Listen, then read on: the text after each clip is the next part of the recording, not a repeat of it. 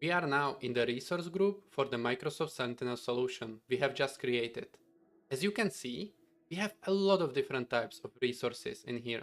We might have used single ARM template, but it had a lot of nested resources inside of it.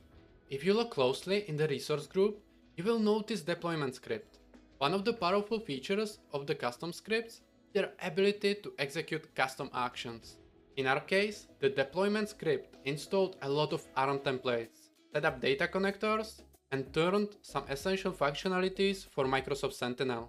The deployment script relies on two supporting resources, a storage account and a container instance. These resources are automatically created by the script service if not specified otherwise. And look at all those ARM templates in here. Imagine you would have to install them one by one. It would take enormous amount of time to install.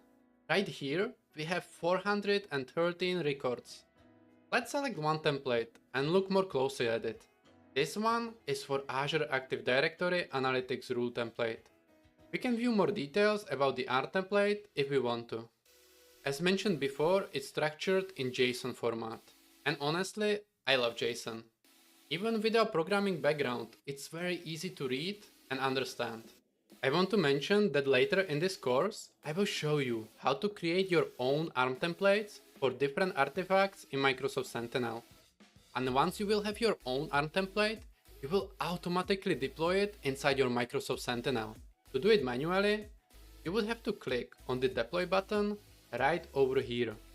Confirm your parameters as we did before and create your resource. As you can imagine, this process can be very time consuming.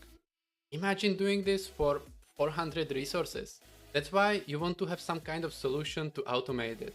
In this case, we had PowerShell script, which did a lot of work for us, but not totally everything.